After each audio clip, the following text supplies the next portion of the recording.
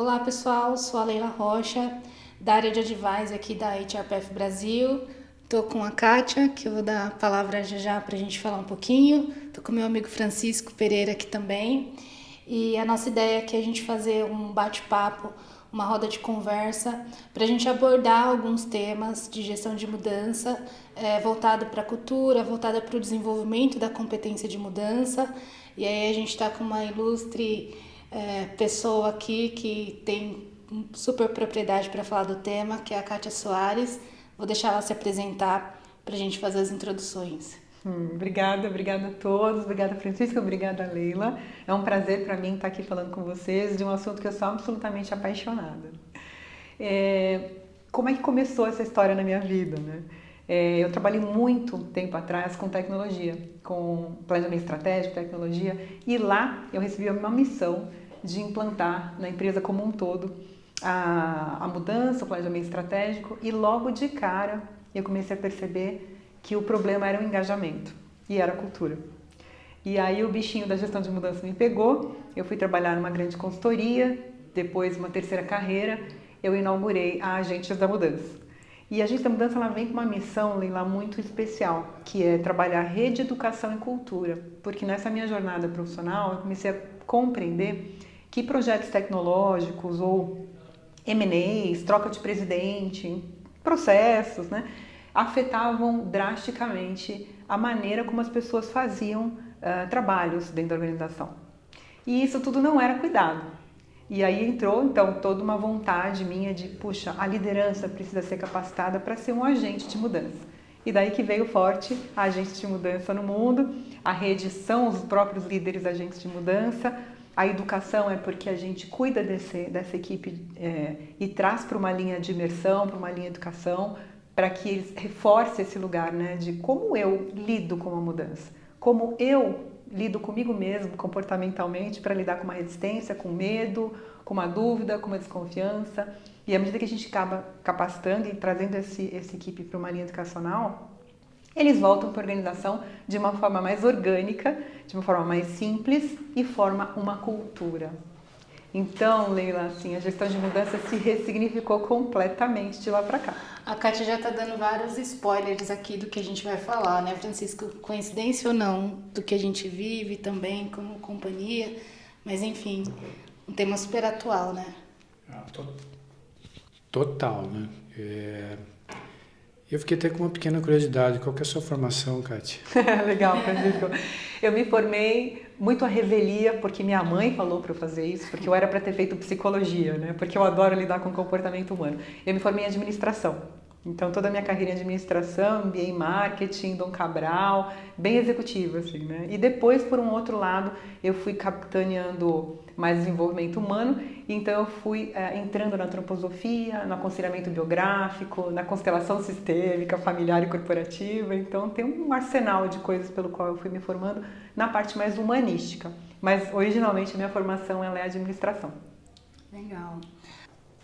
Bom, Kátia, e aí, para a gente começar um aquecimento, você tem um livro, nós estamos, um dos, né, livros que a gente está aqui com ele, que tem um tema super indagativo, né, e que eu acho que a gente pode começar falando um pouquinho, que ele tem o título Mudança de Cultura ou Cultura de Mudança, né, então até fala aqui sobre a questão da era digital, a gente está muito, né, envolvido nessa questão da transformação digital, inteligência artificial. Então, fala um pouquinho pra gente sobre esse título e como que você enxerga essa contextualização nos dias de hoje. Legal.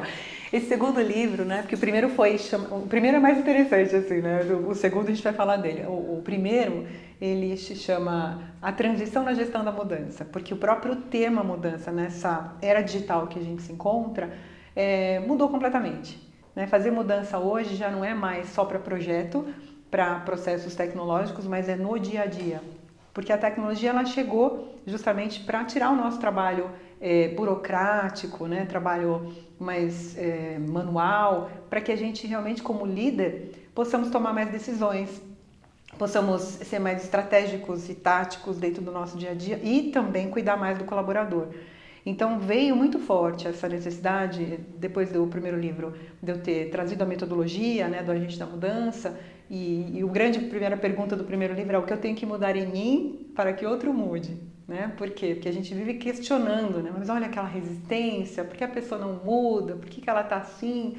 Então, no fundo, existe toda uma história de autodesenvolvimento contido no tema mudança, que passa agora no século XXI a fazer parte da agenda do executivo, né? Então nós precisamos muito cuidar desse autodesenvolvimento. E a mudança de cultura e cultura de mudança veio com esse subtítulo, né? Na área digital, como conectar o técnico com o humano.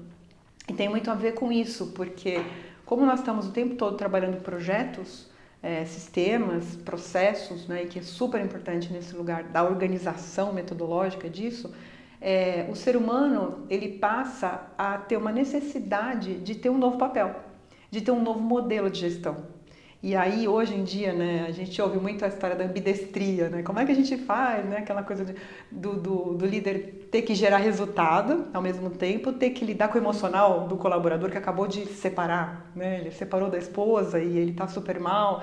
E o líder está sendo chamado hoje para lidar tanto com o comportamento, como para lidar também com esse mundo mais técnico, que ele precisa alcançar o indicador, ele precisa gerar resultado para a organização. Entregar, né? O projeto. Entregar o projeto. Então, esse livro ele veio muito com a necessidade, então, né, qual que é o caminho, né? Qual que é o caminho que tem que ser formado, então? Será que a gente tem que fazer uma mudança cultural na organização para esse líder ter espaço, para ele lidar com o humano e o técnico? Ou eu tenho que fazer uma cultura de mudança? Essa foi uma provocação do Fábio Barbosa, né, que é muito renomado aí no mercado. Ele fala, você faz o que mesmo, Kátia? Mudança de cultura ou cultura de mudança? Foi daí que ele fez o prefácio do livro, inclusive. E aí a gente combinou de falar isso para o mercado, né? Não, a gente precisa gerar uma competência da cultura da mudança. E o que é uma cultura de mudança? Todo dia o líder está mudando. Então não é mais uma gestão de mudança em projetos, que eu tenho que fazer um plano de comunicação, um mapa de stakeholder, é fundamental isso, né? Também é importante que continue fazendo, mas como que a gente gera uma cultura de mudança naquele lugar em que a área tem 4 projetos ao mesmo tempo sendo tocados, tem 3 colaboradores com uma doença em família, tem um presidente novo chegando naquela empresa, tem processos sendo desenhados e aquela área toda está sendo impactada com 4 iniciativas e 5 projetos. Então, uau, como é que a gente faz para lidar com uma mudança que já não é mais projetual, ela é diária. E por isso, então, formar uma cultura de mudança que vai requerer trabalhar um método, comportamento, ferramental, para que aquele líder daquela área, aquele gestor, ele faça acontecer. E não contratar só uma consultoria ou simplesmente usar uma ferramentaria de mercado. Não, como ele se prepara, né, para a geração de uma cultura onde a tia do café entende o porquê que está mudando e lá na ponta o presidente entende da mesma maneira. Isso significa trabalhar de maneira sistêmica e orgânica o portfólio de mudança que contém a organização. Porque pensa, não é um projeto só que está acontecendo ali, são várias coisas. Só que o ser humano é o mesmo, né? E é por isso que muitas vezes a gente assiste burnout, né? As pessoas estão cansadas, a era do cansaço, né? A gente fala. Porque no fundo, a gente não está trazendo a cultura da mudança. Porque a gente não conversa sobre, né? Então, peraí, mas por que você está tão cansado? Nossa, eu entrei em 10 reuniões hoje, estou tendo que entregar aquele relatório, minha mãe está doente. A gente conversou sobre isso? Não. A gente não conversou sobre isso, só que o ser humano está ali, né? Ele está vivendo 24 horas por dia na sua melhor versão, né?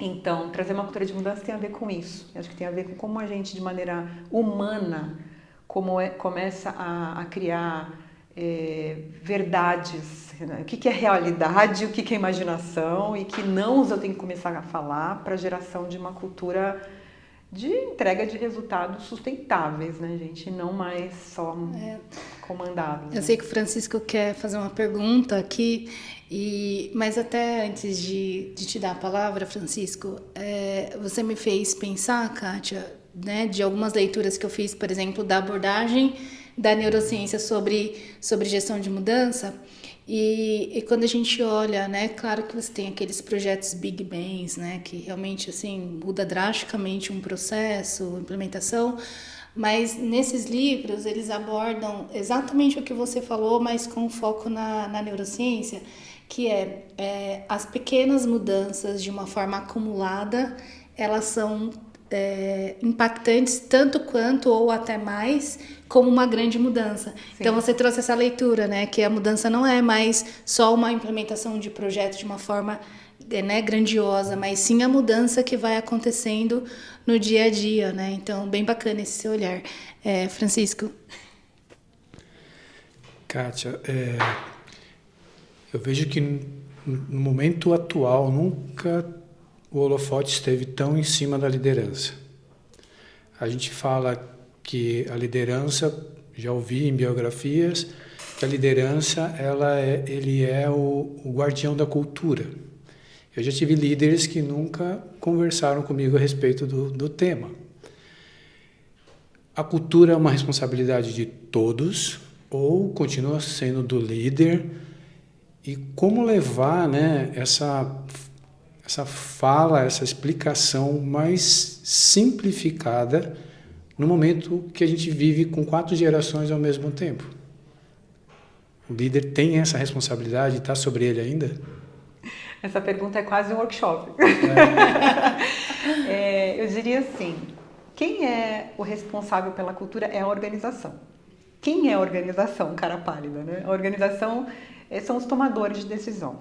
E aí, quando a gente começa a olhar para uma empresa, a gente vai fazer 3 escalas, assim. A gente tem a escala da instância estratégica, da instância tática e da instância operacional.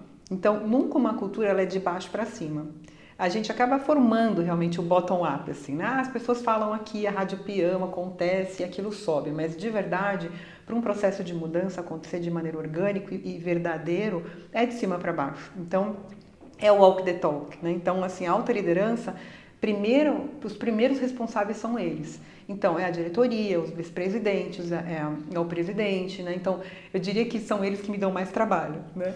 Por quê? Porque, às vezes, o discurso não é o que é gerado na prática. Então, muitas vezes as organizações constroem missão, visão, valores, propósito, né? Que têm substituído a missão.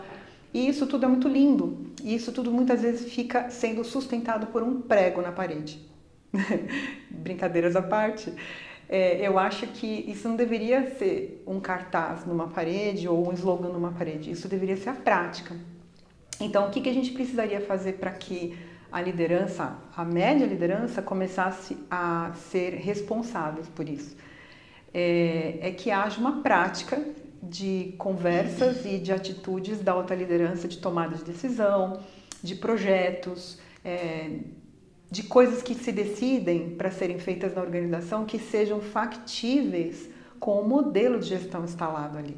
Às vezes a decisão é tomada, vamos implantar um SAP HANA, vamos implantar um software de grande porte.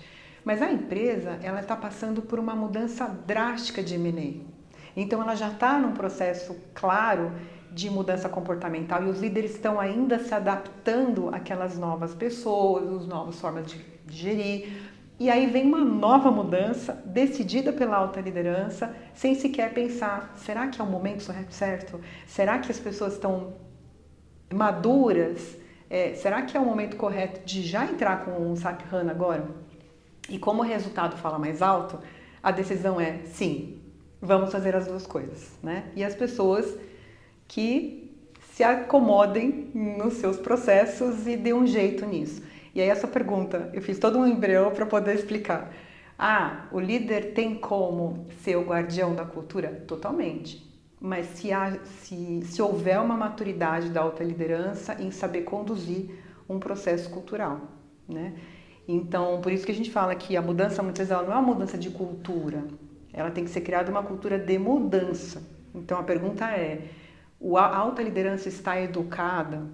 A alta liderança ela está conscientizada de que dentro do portfólio de mudança da organização ela não está madura para ter mais outro e mais outro, ou ela não está madura para que aquele projeto acabe, né? Exato. O projeto mal acabou, já tem uma outra história acontecendo, né? E é isso que eu diria que é o maior sofrimento da média liderança, né, do pessoal tático, que é fazer acontecer, porque tem que fazer acontecer, tem que entregar o resultado, mas a que preço?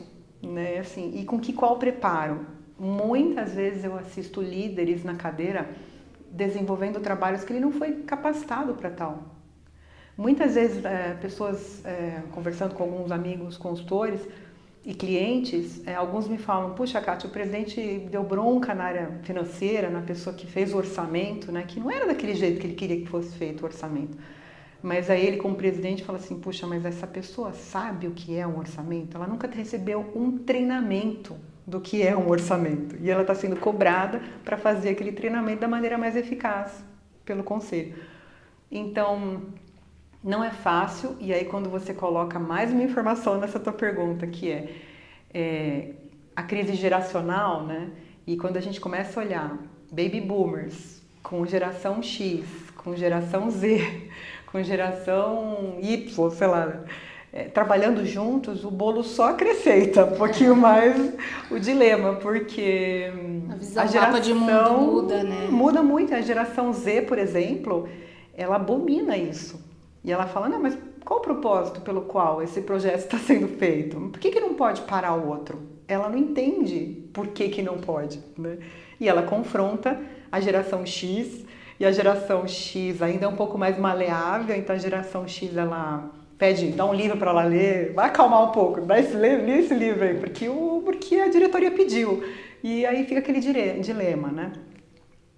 Então eu diria que existe uma necessidade muito grande dentro de um processo de mudança, de trabalhar a alta liderança como caminho de solução de problema, de, a partir desse caminho de ter trabalhado a alta liderança, ter uma diretriz clara para que essa média liderança caminhe e trabalhar, obviamente, também essas gerações em conversas, porque são necessidades muito diferentes, assim, são propósitos de vida diferentes, são talentos diferentes e eles precisam saber como é que eles se vinculam uns aos outros, não precisa competir, mas assim, como é que ela me complementa, ele me complementa, eu complemento ele. Então a gente está numa era da colaboração, não mais da competição, né? Então é isso.